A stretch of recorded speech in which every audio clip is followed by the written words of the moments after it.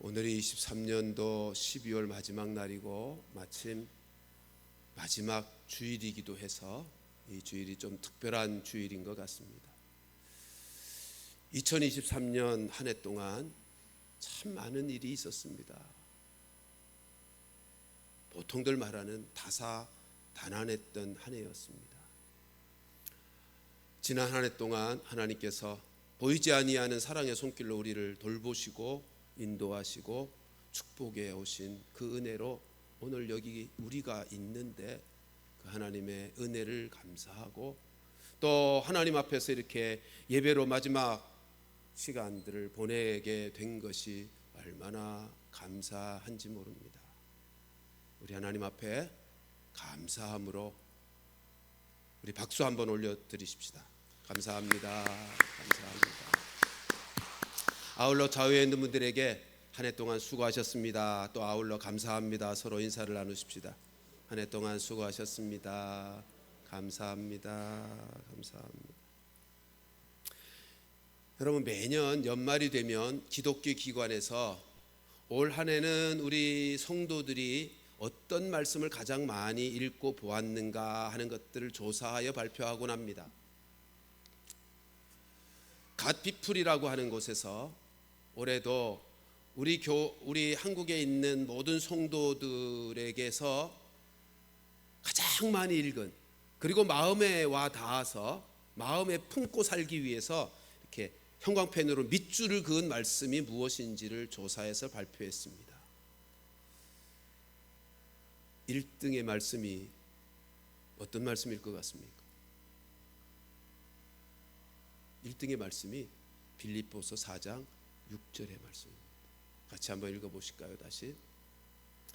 오늘 본문의 말씀인데 빌립보서 4장 6절 시작. 아무것도 염려하지 말고 다만 모든 일에 기도와 간구로 너희 구할 것을 감사함으로 하나님께 아뢰라. 100만 명에 가까운 성도들이 이 말씀을 보고 마음에 담으면서 밑줄을 그었다는 조사 결과로 1등이 되었어요. 2등의 말씀은 어떤 말씀일 것 같습니까? 그러니까 1월 1일부터 12월 20일까지 조사한 건데 2등의 말씀은 이 말씀에 이어진 7절의 말씀이었습니다. 7절 말씀도 다시 한번 마음에 담으며 읽어보십시다. 시작. 그리하면 모든 지각에 뛰어난 하나님의 평강이 그리스도 예수 안에서 너의 마음과 생각을 지키시리라. 아멘. 힘들고 어려운 시대를 보내면서 성도들이 어떤 말씀을 붙들고 사는지 이 성도들의 마음이 어떠함을 엿볼 수 있게 하는 결과죠. 여러분, 이런 통계가 나오는 것은 또 하나님의 말씀, 이런 말씀을 붙잡고 살아가는 성도들의 반응은 놀라운 것이 아닙니다. 특별한 것이 아닙니다. 아주 자연스러운 것입니다. 하나님의 말씀이란 그 무엇보다도 우리에게 힘들고 어려운 시대를 살아가는 우리의 마음속에 위로와 힘을 주는 말씀이고요, 어떻게 살아야 하는지 그 살 길을 열어주시는 가장 능력 있는 근원이 되는 것이기 때문에 성도들이 하나님의 말씀을 붙들게 되는 것입니다. 제가 국민일보를 통해서 이 통계를 보고 나서 마지막 설교의 말씀을 이 본문으로 함께 나누어야 되겠다. 이것이 오늘 대한민국에 처하여 있는 모든 백성들, 특별히 성도들의 마음속에 가장 붙들고 싶은 말씀이라고 하는 결과를 보며 이 말씀을 함께 나누고 싶은 생각이 들었습니다. 여러분, 오래전에 제 어릴 때, 그러니까 한 40-50년 전에 우리나라에서 가장 많이 팔린 약이 어떤 약인지 아십니까?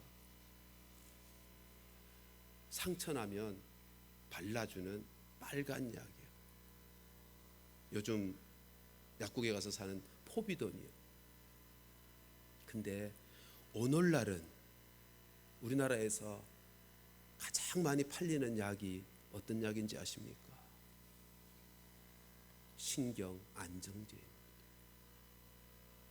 병원을 통해서 처방을 받든지 개인적으로 사든지 인생 살이가 너무 힘들고 불안해서 자기의 마음을 진정시키려고 하는 신경 안정제가 제일 많이 팔리는 것이 오늘의 현실입니다. 여러분, 과거에는 어떻게 하든 그래도 미래에 대해서 예측하면서 살만 했어요. 근데요, 오늘날은 너무 또 급하게 세상이 변해서 도대체 내일을 어떻게 살아야 될지, 나의 미래가 어떻게 펼쳐질지 다들 불안해하고 염려하고 살아가고 있어요. 그러니까 온 세상 사람들이 다 염려하고 근심하며 살고 근심거리, 염려거리가 가득한 이 세상을 살고 있어요. 그런데 하나님은 그런 우리들에게 이렇게 말씀합니다. 아무것도 염려하지 마라. 6절 말씀이죠. 아무것도 염려하지 마라. 여러분, 하나님께서는 염려거리 가득하고 근심거리 가득하여 불안해하는 인생들을 향해서 아주 단호하게 말씀합니다. 아무것도 염려하지 마라. 여러분, 하나님께서 왜 이렇게 말씀하실까요? 생각해 보세요. 우리가 염려한다고 염려거리가 없어진다면 염려하겠어요? 그렇죠? 하나님도 우리가 염려하면 염려거리가 없어진다면 염려하라고 하셨을 거예요.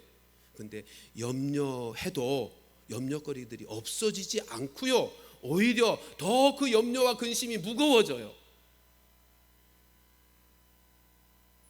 그러니까 염려하지 말라고 말씀하시는 이유는 염려해봐야 염려거리가, 근심거리가 사라지는 게 아니라 더 무거워지고 마음이 힘들어지고 그 마음이 상함을 얻게 돼요. 그 심령이 상처를 받아요. 잠언서에서 하신 말씀이죠. 잠언 15장 13절 말씀 보십시다. 같이 읽습니다. 잠언 15장 13절 시작. 마음의 즐거움은 얼굴을 빛나게 하여도 마음의 근심은 심령을 상하게. 우리 하나님은 사랑하는 자녀된 우리들에게서 마음의 근심으로 말미암아 심령이 상하는 것을 안타까워하시는 거죠. 그러기를 원치 않으시는 거예요. 그래서 우리 주님은 모든 염려가 있으면, 근심거리가 있으면 아무것도 염려하지 말라고 그렇게 말씀합니다. 그 염려해봐야 더 힘들어지기만 하고 심령이 상함을 얻게 되는데 그 왜 염려하느냐는 거죠. 염려하지 말라는 거예요. 아무것도 염려하지 말라. 그런데 그렇다고 해서 현실적으로 염려하게 만든 염려거리, 인생 문제가 당장 사라지는 것도 아닌데 그럼 어쩌자는 거죠. 그래서 우리 하나님이 우리에게 주신 또 다른 한 말씀이 있죠. 너의 염려를 하나님께 맡겨라. 베드로전서 5장 7절입니다. 같이 읽습니다. 시작.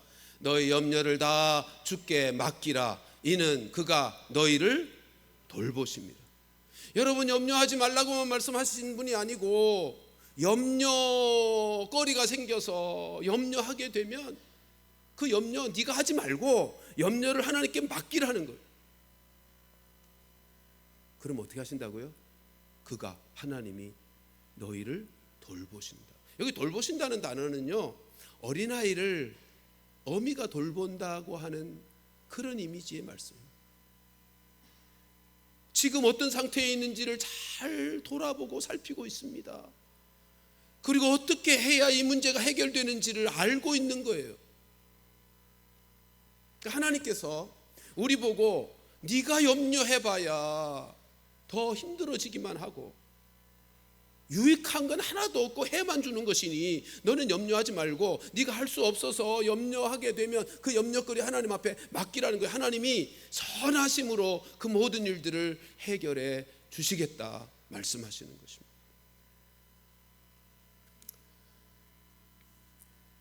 여러분, 유대인에게 있어서 가장 큰 명절은 유월절이죠. 유월절 명절이 가까워오자 한 유대인이 참 걱정거리가 많아서 성경을 가르치는 랍비를 찾아갔습니다. 랍비를 찾아가서 랍비님, 제가 근심거리가 너무 많아 못 살겠어요. 너무 힘들어요. 나에게는 없는 것들이 너무 많아서, 근심거리가 너무 많아서 너무너무 고통스럽고 못 살 지경이에요 라고 했습니다. 그랬더니 랍비가 도대체 근심거리가 얼마나 많은지 한번 얘기해 보라고. 그랬더니 이 친구가 이제 6월절 명절이 다가오는데 6월절에 함께 먹어야 될 무교병을 살 돈도 없고요. 그리고 6월절에 마셔야 될 포도주를 살 돈도 없고요. 그리고 명절이 되었으니 옷도 사야 되는데 내 옷 살 돈도 없고, 내 아내 사줄 돈도 없고, 아들에게 사줄 옷에 돈도 없고, 그리고 6월절에 먹어야 될, 하나님께서 잡아 먹으라고 했던 양고기 살 돈도 없어요 라고 대답했습니다. 그래서 랍비가 다시 묻습니다. 무교병 값이 얼만데? 5,000원이요. 포도주 값은 얼만데? 10,000원이요. 자네 옷은 50,000원이요. 아내 옷은 100,000원이요. 아들 옷값은 30,000원이요. 고기값은 20,000원이요. 그 랍비가 이렇게 말합니다. 자네 집에 돌아가서 딱 한 가지만 걱정하게. 집에 돌아가서 다른 것 하나도 걱정하지 말고 딱 하나만, 그렇게 많은 거 걱정하지 말고 하나만 걱정하게.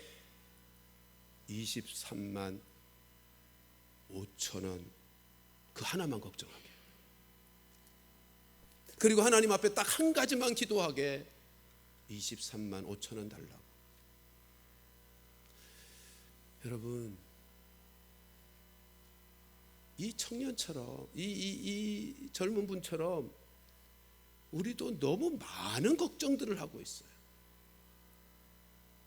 하나님께서는 그 염려거리, 걱정거리 맡기라고 말씀하시는데, 그것을 다 맡겨버리고 기도하면 하나님께서 돌봐주신다고 말씀하시는데, 우리는 너무 많은 것들을 염려하고 있다고요. 그러니까 오늘 본문의 6절에서 말씀하는 아무것도 염려하지 말라라고 하는 이 말씀은요, 염려하지 말라는 데 초점이 있는 게 아니고 어디에 초점이 있는 거예요? 하나님께 기도하라는 데 초점이 있는. 그래서 6절 말씀 다시 보세요. 이렇게 말씀합니다. 아무것도 염려하지 말고 다만 모든 일에 기도와 간구로 너희 구할 것을 감사함으로 하나님께 아뢰라 라고 말씀합니다. 여러분, 사람들은요, 자신이 통제할 수 없고 자신이 해결할 수 없는 것들에 대해서 근심에 빠지는 경향이 있습니다. 그리고 내일, 미래에 대한 짐을 미려 짊어지고 마음을 힘들게 하고 스스로 괴롭히는 경향이 있습니다. 그런데 예수님은 우리에게 뭐라고 가르치셨죠? 아니야, 미리 땡겨서 근심하고 걱정하지 마. 한날의 괴로움은 그날에 족한 거야. 내일은 내일 염려해라고 우리 주님은 우리에게 가르쳐 주셨습니다. 마태복음 6장 34절 같이 읽습니다. 시작. 그러므로 내일 일을 위하여 염려하지 말라. 내일 일은 내일이 염려할 것이요 한날의 괴로움은 그날로 족하니라. 여러분, 염려와 근심, 걱정 왜 해요? 내가 할 수 있는 분량이 넘어서는데, 내가 할 수 없는 분량인데, 내가 할 수 있는 분량을 넘어서는 그것을 내가 책임지려고, 내가 해결하려고 하니까 우리에게 오는 중압감이 염려와 걱정이잖아요. 내가 할 수 없는 거잖아요. 그걸 내가 하려고 하니까 얼마나 무거워지겠어요, 마음이. 그래서 예수님은 염려로 삶이 힘들어지면 너의 인생 문제를 잘 살펴서 네가 할 수 있는 일은 네가 하고 네가 할 수 없는 일은 하나님께 맡기라고 말씀하고 있는 것입니다. 네? 우리의 삶의 문제를 집중하여 살펴보고 좀 단순하게 생각하고 행동하라는 거예요. 내가 할 수 있는 일은 내가 최선을 다해서 하고, 그러나 내가 할 수 없는 부분들에 대해서 하나님 앞에 내어 맡기라는 거예요. 우리나라의 농구 선수 중에서요, 한 점 차이로 마지막 시간이 얼마 남지 않았는데 한 점 차이로 지고 있다가 마지막 한 골을 넣어서 역전시킨 아주 유명한 선수가 있는데, 기자가 그에게 이렇게 질문을 했습니다. 당신은 그 아주 급박한 극도의 압박감을 느끼는 그 순간에 어떻게 그렇게 침착하게 골을 넣을 수 있었는가? 그렇게 기자가 질문했더니요, 그 선수는 이렇게 대답합니다. 나는 단순하게 생각했습니다. 나는 내가 처한 상황을 아주 단순하게 살피고, 그래서 그저 한 골을 넣는다는 생각만 한 것입니다. 감독이 보고 코치가 보고 선수들이 마음 졸이고 이거 넣어야 이기고 이거 넣지 못하면 진다라고 하는 그런 복잡한 생각하지 않고 내가 처한 상황을 단순하게 생각했고, 그래서 내가 할 수 있는 거 늘 하던 대로 한 골을 넣는 그 일에만 내가 집중했기 때문입니다. 그렇게 대답했습니다.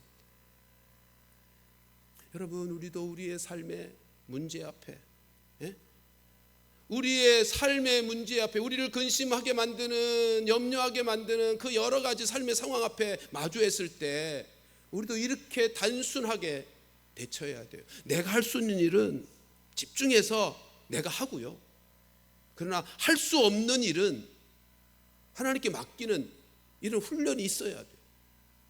이런 훈련이 좀 있어야 돼요. 우리의 삶에 닥친 문제들을 살필 때 아주 단순하고 집중해서 생각하고 행동하는 훈련이 필요합니다.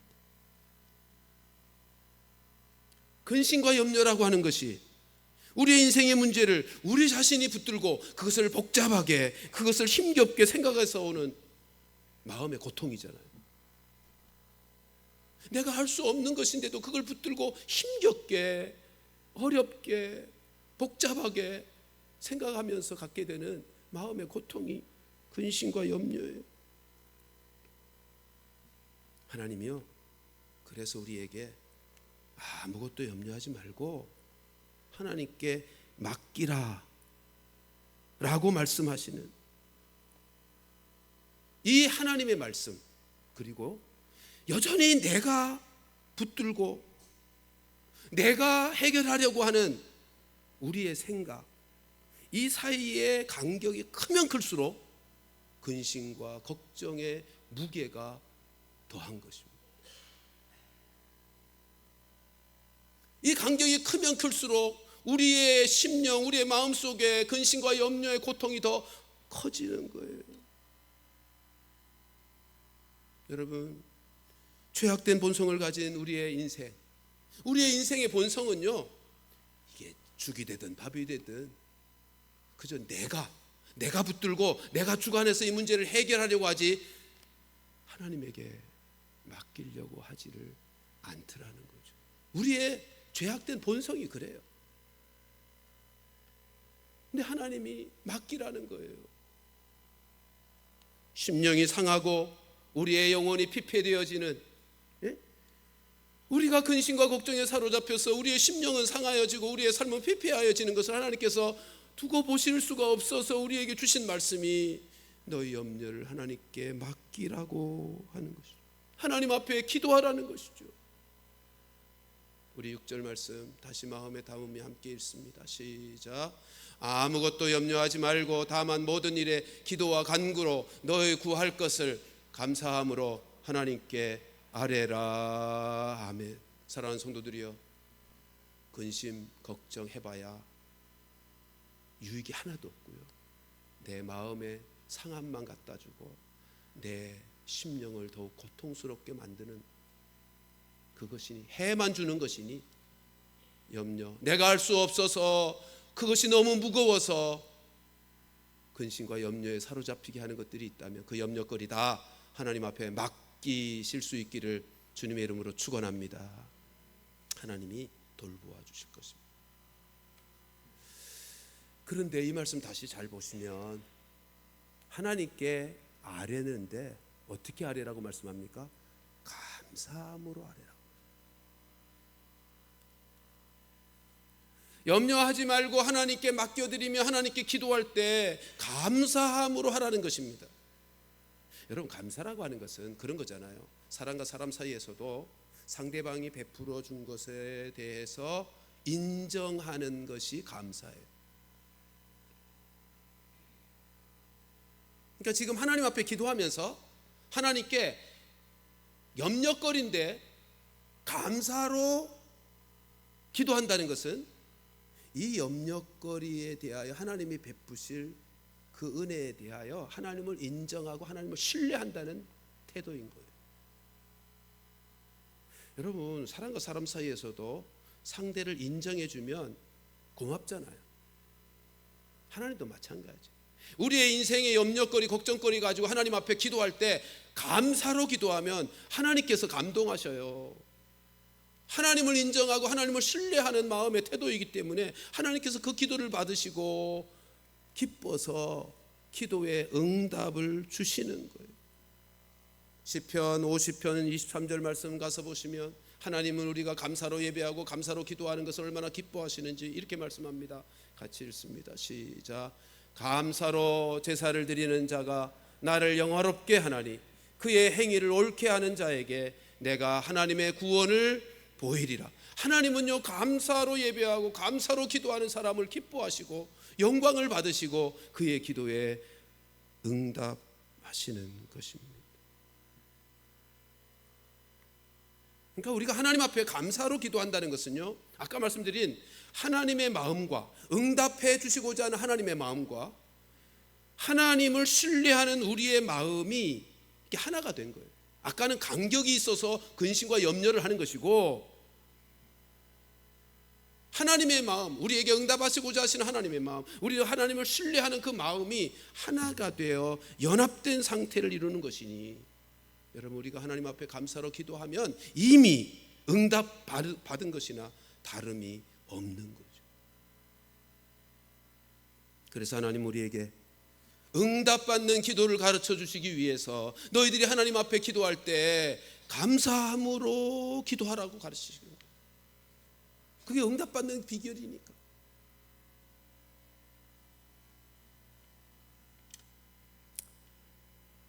여러분, 이어지는 7절 말씀은 우리가 그렇게 감사함으로 하나님께 기도하면 하나님께서 어떻게 해주신다고 말씀합니까? 같이 한번 읽어보십시다. 시작. 그리하면 모든 지각에 뛰어난 하나님의 평강이 그리스도 예수 안에서 너희 마음과 생각을 지키시리라. 아멘. 여러분, 우리의 마음과 생각을 지키시는 것은 하나님의 평강입니다. 하나님의 평강이 우리의 마음을 지켜주시는 거예요. 여기서 이 평강이라는 단어가 구약성경에서는 샬롬이라고 하는 단어죠. 샬롬이라는 단어는요, 이런 배경을 가진 거예요. 전쟁을 끝내고 모든 사람에게 행복을 갖다주는 상태, 그것을 샬롬이라 말하는 것입니다. 근데 지금 우리가 처한 상황을 보세요. 아직까지 전쟁 중이잖아요, 지구촌에.